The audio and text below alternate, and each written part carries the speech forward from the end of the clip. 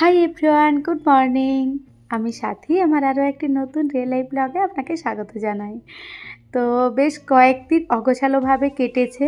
আজকে একটু সুন্দর দিন, কারণ সকাল সকাল উঠেই দেখি বেশ সুন্দর রোদ উঠেছে। আর এই রোদ ঝলমলে পরিবেশ দেখলে এখন এত ভালো লাগে, কারণ কিছুদিন ধরে এত বৃষ্টি বৃষ্টি দেখে আর একদম ভালো লাগছে না। সকালে উঠে যেই দেখছি মেঘলা ওয়েদার, বৃষ্টি, সেই মনটা খারাপ হয়ে যাচ্ছে, কোনো কাজে এনার্জি পাচ্ছি না। আর আজ যেহেতু খুব সুন্দর ওয়েদারটা সকাল সকাল, তো নিজের ভীষণ ভালো লেগেছে। তো ভাবলাম একটু বাইরেটাতে বেরিয়ে আসি, এই নিজের যে বাউন্ডারির সামনেটাতে, এখানে খুব সুন্দর রোদ আসছিল।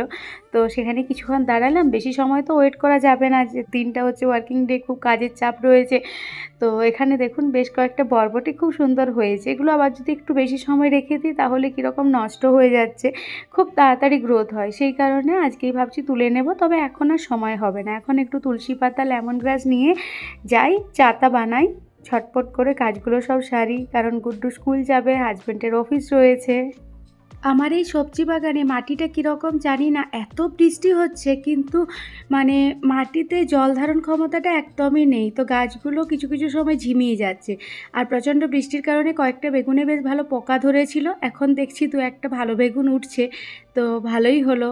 তো চলুন, আর বেশিক্ষণ বাইরে থাকা যাবে না, তবে আজকে শুধু বাইরেই থাকতে ইচ্ছে করছে, ঘরে যেতে ইচ্ছে করছে না, কারণ ওয়েদারটা এত সুন্দর। সকাল সকাল আবার দেখবো সন্ধ্যেতে বা দুপুরবেলাতে আবার বৃষ্টি শুরু হয়ে যাচ্ছে। এদিকে ছেলে এখনও ওঠেনি, ওকে তুলছি, কারণ ওর কালকে রাত্রিতে হোমওয়ার্কটা করা হয়নি স্কুলের। ওটা একটু সেই কালার দিয়ে করতে হবে, তো সকালবেলাতে ঘুম থেকে উঠে তাকে এটা করানো হচ্ছে। হাতে যেহেতু কালার নিতে হবে, হাজব্যান্ড বললো কাল সকালে এটা করিয়ে নেব, তাহলে কি হবে, হাতটা ওয়াশ করার সাথে সাথে স্নান করানো হয়ে যাবে, তাহলে রাত্রিতে আর বেশি জল ঘাটাতে হবে না, কারণ প্রচুর ঠান্ডা লেগে যাচ্ছে এই ওয়েদারটাতে, এই সময় বিশেষ করে। আজকে ঠান্ডা লাগছে, তো আবার কালকে দেখছি ঠিক হয়ে যাচ্ছে, আবার কাল পরশু দেখছি ঠান্ডা ঠান্ডা ওয়েদারটা, গলা ধরে যাচ্ছে। হাজব্যান্ডের তো বেশ গলা ধরে গিয়েছিল, কথা বেরোচ্ছিলই না। তো যাই হোক, এখানে ফুড কালার রয়েছিল আমার বাড়িতে, যেগুলো সেই খাবারে দেওয়া হয়, সেই ফুড কালারেই দুটো রেড আর ব্লু মিক্স করে ভায়োলেট বানাতে হবে হাতে, তারপর সেটাকে প্রেস করে ওই হাতের ছবিটা নিয়ে যেতে হবে। এটা এদের হোমওয়ার্ক। দেখুন কী সব এদের ক্লাসে এখন চলছে। এখন তো ইউকেজি, পরের বছর স্ট্যান্ডার্ড 1। যাই হোক, পরের বছর থেকে আরও চাপ বেড়ে যাবে। এখানে গুড্ডুদের স্কুলে খুব একটা বেশি প্রেশার দেয় না, এইসব ফান অ্যাক্টিভিটিগুলোই বেশি থাকে, আর তার সাথে ওই অ আ 1 থেকে 100, তার সাথে এবিসিডি, এই সবগুলোই ওদের নার্সারি, এলকেজি, ইউকেজি পুরোটাতেই চলে আর কি। আর এখানে জলের মধ্যে একটু লেমন গ্রাস, তুলসী পাতা, আদা সব কিছু মিক্স করে নিয়ে গুড্ডুর জন্য এখানে ফুটিয়ে, সেই জলটার মধ্যে যখন হালকা গরম অবস্থায় একটু মধু দিয়ে ওকে দেব। আর আমাদের জন্য বানাচ্ছি একটু চা। জানেন তো, আমার একটু সকালবেলাতে মশলাদার দুধ চা বেশ ভালো লাগে। আর আমার হাজব্যান্ড প্রথমে তো চা খেতই না। এই বর্ষাকালটাতে যেহেতু ওয়েদারটা ভীষণ ঠান্ডা, ওর গলা ধরে যাচ্ছে, একটু ঠান্ডা লেগে যাচ্ছে, তো সেই কারণে ও এখন একটু চাটা খাচ্ছে। তো আমাকে বলবে যে লিকার চা একটু বানিয়ে নিতে পারো তো দুধ চায়ের পরিবর্তে। কিন্তু বিশ্বাস করুন, সকালবেলায় প্রথমত আমার লিকার চা বানাতেই ভালো লাগে না, যেহেতু আমি পছন্দ করি না। আমার একটু মশলাদার দুধ চা বেশ ভালো লাগে।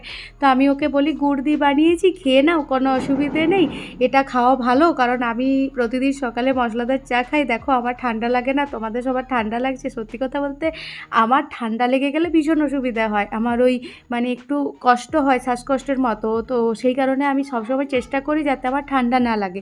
সেই কারণে আমি প্রতিদিন সকালবেলাতে ঘুম থেকে উঠে এই লং, তারপরে তুলসী পাতা, লেমন গ্রাস, ওর সাথে আদা, এইসব মিক্স করে আর কি চাটা বানাই। আর বিশ্বাস করুন, আমার এই চাটা খেলে বিশেষ করে বেশ ভালো, ঠান্ডাটা লাগে না। তো আমি 12 মাস মোটামুটি খাওয়ার চেষ্টা করি। এখন অনেকটাই ঠান্ডা লাগার টেন্ডেন্সিটা কমে গিয়েছে, তাই আমি সকালবেলাতে এইভাবে চা বানিয়ে খাই।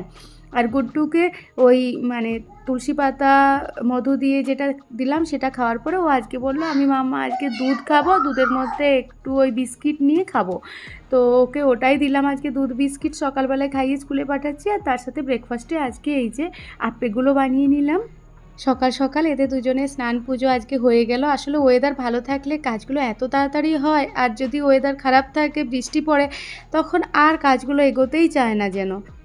আজকে ব্রেকফাস্টে বানালাম আপে, ওই ইডলির ব্যাটার ফ্রিজে ছিল, তো সেটার মধ্যে কিছু সবজি, একটু সর্ষে, কারি পাতার ফোড়ন দিয়ে এই আপ্পেগুলো বানালাম। এগুলো গুড্ডু ভীষণ পছন্দ করে।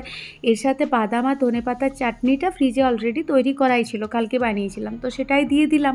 আর তার সাথে দিলাম কয়েক টুকরো পেয়ারা। এটাই গুড্ডুর আজকের স্কুল টিফিন, সাথে সাথে আমাদেরও ব্রেকফাস্ট। আর এই সব কিছু সামলাতে গিয়ে সকালটাতে তাড়াহুড়ো হয়ে গিয়েছে। তো গুড্ডুকে বলছি, তুমি তোমার নিজের ব্যাগটা নিজেই গুছিয়ে নাও। তো ও সব কিছু ঢুকিয়ে নিচ্ছে। তো তাড়াহুড়োর মধ্যে ওর অটোটা চলে এসেছিলো, তো ওকে পাঠিয়ে দিলাম। হাজব্যান্ড চলে গিয়েছে 8:15-তে, ও গেল, গুড্ডুও গেল 8:15-তে। তো এইবার পুরো চারিধার সব বাগাগোছা করব। এখানে যেহেতু প্রতিদিনই আমার ওই বলি না যে একবারে 2.5 লিটার দুধ চলে আসে, তারপর যদিন গেল 2-3 দিন যায়, তারপর আবার আনা হয়। তো আজকে দুধ আনা হয়েছে, তো সেটাই ফুটিয়ে নিলাম ফটাফট। কিছুটা ঠান্ডা হওয়ার পর ফ্রিজে রেখে দেবো ডাব্বায় ভরে, আর কিছুটা আজকে ইউজ হবে। আর সব বেডগুলোকে ঝেড়ে নিয়েছি, কিচেনটাকে ক্লিন করে নিয়েছি, এরপর ঝাড়ু লাগাবো, তাহলে সুবিধা হয়। আর এদিকে ওয়েদারটা যেহেতু বেশ সুন্দর দেখালো, সেই কারণেই সকাল সকাল ওয়াশিং মেশিনটাও অন করে নিয়েছি। তো আগে ওপরটা পুরো ক্লিন করে নিই, তারপর কিচেন স্ল্যাব ওই সব ক্লিন করে নিই, তারপর নিচে ঝাড়ু পোছাটা করে নিই, তাহলে সুবিধা হয়। আর হঠাৎ করে দেখি আন্টি আসলো, তো কিছু জায়গা আমি ধুয়ে নিয়েছিলাম, আর কিছু আন্টি এসে ধুয়ে দিল। তো ভালোই হলো ফটাফট। এরপর দুপুরে রান্নাটাও করতে হবে, কারণ এত কাজ একসাথে। এদিকে হাজব্যান্ড চলে আসবে 12:30-তে, 1-1:30টায় লাঞ্চ। তো সেই কারণে সকালটা একটু তাড়াহুড়োও হয়ে যায় সত্যি কথা বলতে। তো ঘরটা যখন পরিষ্কার লাগে, এটা বেশিক্ষণ থাকে না জানেন তো, এই যতটুকু গুড্ডু আসবে না সেই সময়টুকুই আমার ঘরটা পরিষ্কার থাকে। তারপর গুড্ডু চলে আসা মাত্রই আমার আবার অগোছালো হয়ে যায়, সেই যেরকম দেখতে সেরকমই দেখতে হয়ে যায়। তো আমি আর এখন অত গুরুত্ব দিই না, যেদিন পারি ভালোভাবে বাগিয়ে গুছিয়ে নিই, আর যেদিন পারি না সেদিন আর বাগানো গোছানো করি না। তো এদিকে এই সুন্দর ওয়েদারটা ছিল, আবার এই মেঘলা করতে শুরু করেছিল। যাই হোক, আর তখন মানে শ্যুট করতে পারিনি। এরপর সন্ধেবেলাতে আজকে অনেক দিন পর যাচ্ছি পুনে কালীবাড়ি, তো ভাবলাম আপনাদের সাথে একটু শেয়ার করি। আসলে ওয়েদারটা দেখুন কত সুন্দর ছিল সন্ধেটাতেও। বেশ কয়েকদিন ধরে পুনে কালীবাড়ি যেতে ভীষণ ইচ্ছে করছে, কিন্তু এত বৃষ্টি যে যেতে পারছি না। তো আজকে ওয়েদারটা যেই ভালো দেখলাম, সেই বললাম চলো আজকে একটু পুনে কালীবাড়ি থেকে ঘুরে আসি। এই সন্ধেবেলায় আরতির সময় এখানের ভাইবসটা এত পজিটিভ থাকে, মানে নিজের এত ভালো লাগে, বারবার আসতে ইচ্ছে করে। তো আগে যখন আমি মানে যে কোয়ার্টারটাতে থাকতাম, সেই কোয়ার্টারটা না পুনে কালীবাড়ি থেকে মানে হাঁটা পথে মাত্র 1 মিনিট ছিল। মানে পুনে কালীবাড়িতে আরতির আওয়াজ শুনলে আমি সন্ধে দিতাম।